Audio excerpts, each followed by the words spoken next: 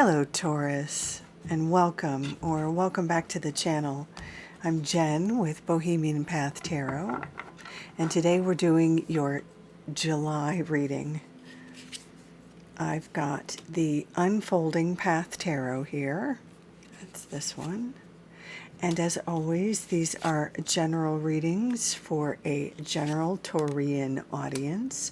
So take what resonates for you and leave the rest for another Taurian.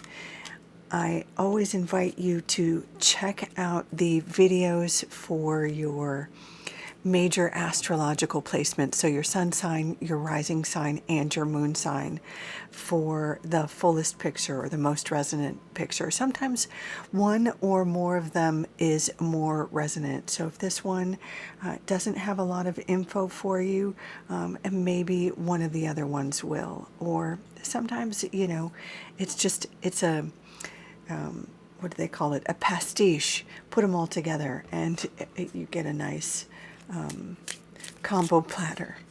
I'm also going to pull a card from our Lenormand deck here. This is the Sweet Blossom Lenormand. It's kind of cheating. Usually the Lenormand is read in pairs or combos, but I'm going to use it sort of like an oracle card. Okay, here we go. Okay, the snake. So this is a really pretty version of the snake. Let's get that in focus here. That would make a very pretty tattoo, wouldn't it? Aye. The snake doesn't want to stay in focus, and that's very snake-like. They're sneaky, and they can indicate, sometimes strategy, sometimes sneakiness, sometimes in terms of relationships it can indicate maybe a third party is getting in the way or getting involved. So there's usually a little bit of a warning or a heads up. This is kind of inherently an advice card to keep your eyes open. Or sometimes it can be an invitation for you to be strategic, or to, keep mum. Sometimes you have to keep your ideas to yourself or your thoughts to yourself. You don't want, karmically, you don't want to be like a liar or necessarily a sneaky person, but sometimes strategy or, not sharing your opinion can be the best way forward. So sometimes that's the lesson of the snake. Use it as it resonates or as it makes sense in your world. So let's look at the tarot and see where the snake might fit in for you. The first column we have here, we have the Knight and the Two of Swords. The Knight of Wands is actually a very positive card. Now, this can show up as a person external to you with some exciting news that you want to take action on. This could be an invitation to join a group, and it could be a creative group like a cosplay or a theater choir, something like that. Or it could be an athletic group. You could make the team.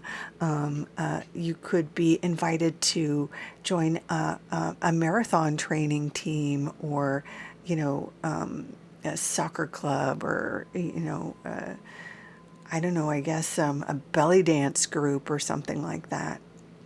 But usually when the Knight shows up, it's something that you're excited about. It's something that you want to connect with. So even if it isn't an actual literal person, and often it is, but it doesn't necessarily have to be an actual person.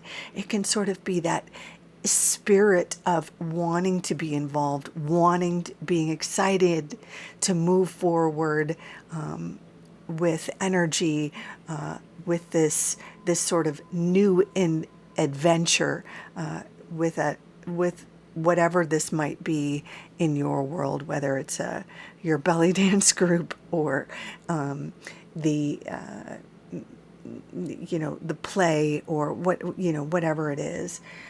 Sometimes it's a career thing. You could make some progress or some sort of advancement in something that you're attached to. Your healthy ego attachment gets a boost. It could be a literal travel adventure that you get to go somewhere and do something exciting, perhaps attached to the arts or your athletic team or something like that. But what's interesting about this night is, although nights usually come, and this particular night especially come with this spirit of adventure, this spirit of go, go, go, I can't wait to do this thing, it's paired with the Two of Swords, which has a bit of hesitation to it. The Two of Swords is usually a card of being torn between two ideas or two invitations, sometimes even between two lovers. It shows up sort of when your head and your heart are not in alignment and you're sort of wondering which way to go. Sometimes the thing about the Two of Swords is you're only seeing two options and you're pulled between this way and that, and neither one of them work for you. And you're neglecting to see that there is like maybe a third option. So if it could be the sort of thing you want to move forward on this adventure or take this trip or whatever, and you're not, but you're afraid maybe you can't afford it, or you can't get the time off of work, or there's something, some idea or something that's holding you back. There could be some piece of information that you don't yet have that can help you move forward. So be sure to ask questions, ask advice. There's some piece of information that you don't yet have that can kind of free you from this sort of information stagnation. We do see you in the next column experiencing a little more, I suppose it's progress, but it's progress with sort of recognition. What we really see here with the Hierophant is sort of having an audience. There's the suggestion with the Hierophant that you have some sort of wisdom that deserves to be shared and shared with a community. You may be a teacher either in a traditional sense or a non-traditional sense, and you may have some wisdom or some sort of curriculum to share with a group. This could be an esoteric knowledge, or more conventional knowledge. It could be artistic. You'll know how it applies to you. But there's the suggestion here with the Hierophant that there's some group that you could be associated with that needs your knowledge or invites you to share your knowledge, or for some reason you kind of may rise to a teacher level, almost a guru level, or maybe you're getting your yoga credentials or something like that. We see the Hierophant paired with the Eight of Pentacles. Let's get this one in focus. And again, the Eight of Pentacles is the card of having a lot of work, and not just making money for your work, but also being known as a sort of a craftsperson, or being known for the quality of your work. And you get known for being a craftsperson in the Eight of Pentacles, because there's often this sense of love or this commitment to your craft that is associated with the Eight of Pentacles. So whatever you're doing or teaching here with the Hierophant is reflected in this sort of validation piece in the Eight of Pentacles. Oh my goodness. I apologize if you can hear the helicopter above my apartment. Now, despite the fact that we have this sort of success or validation or recognition with the community piece and the validation of your work and your craftspersonship with the Eight of Pentacles, what's interesting over here with the Five of Pentacles is this feeling of not belonging, or maybe being left out in the cold, or not being recognized. So that's actually really contrary to the Eight of Pentacles and the Hierophant. The Five of Pentacles is a card of not being aware of community, where Hierophant is a sort of leader of community. So these two cards are in contrast to each other. These two cards are in contrast to each other. So I wonder, Taurus, if there's a sort of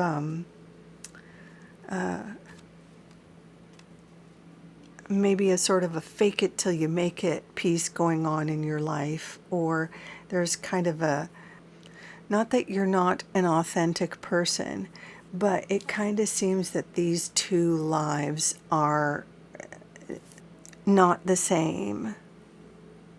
So maybe there's one story you feel obliged to live in one world that is not fulfilling, or it could be that you're working too hard, as the Five of Pentacles can reflect a time when you work so hard that you deplete your sort of physical resources.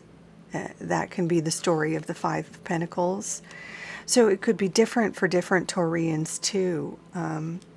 If there's a disconnect between, the story you feel you have to show others and the story that's really going on inside, and that could be what the snake is getting at too. It might be time for, a new piece of information, or finding a way to get your head and your heart, or in alignment, or the disparate parts of your life into more alignment. I don't know, that might just be specifically for one or two Taurians. That might not be for everyone watching this video. You'll know if it resonates for you. So I would say for a lot of people, this looks like there's the potential for progress and forward motion, but there is something that feels like a hesitation. There is something that could be either working too hard that makes you sick, or it could be there is a role somewhere in your life, or an obligation somewhere in your life that is a mismatch to your fulfillment or your happiness. So that might need some adjustment to get a better fit. Now, finally here we have the Knight of Swords, and like the Knight of Wands, this is an exciting knight who wants to come in and make some changes, make some progress. And this is a knight who would love to edit out something that isn't a good fit. And I'm using male pronouns. It doesn't necessarily have to be an actual male or even an actual person. This could also be a call for you to embody the energy of a knight that edits your life. This could literally be editing, like editing your social media, your branding, editing your great Canadian novel, or whatever might need actual editing, because knights and swords do tend to be, or I'm sorry, not knights, but swords do tend to be the suit associated with ideas and communication. So it could literally have to be about editing communication and, trimming the fat out of any communication you have going on. But it could also be the idea of trimming out any unnecessary emotional baggage, emotional detritus, clearing out the old, making way for the new, a breath of fresh air, and getting ready for, sort of the next phase, the next chapter, because there's progress that is ready to be made, that is, excitement that's ready to come in, adventures that are on the horizon. So these 2 nights, whether they're actual people or spirits that a spirit that you can embody, to kind of bring change and sort of sweep out the old and bring in the new adventure. I'll leave that to you as you need it, as it reverberates for you in your life, Taurus. Yeah. But I would just reiterate, there's this central pillar of success and recognition, kind of bookended by these exciting nights. There's just a little caution to take care of yourself around this 5 of Pentacles, and ask questions or look for alternatives around this 2 of Swords, this sort of moment of hesitation. Okay? I hope that's helpful, Taurus. If you enjoyed this reading, I invite you to give it a thumbs up or subscribe. In any case, thank you so much for dropping by. Until next time, take good care. Bye for now.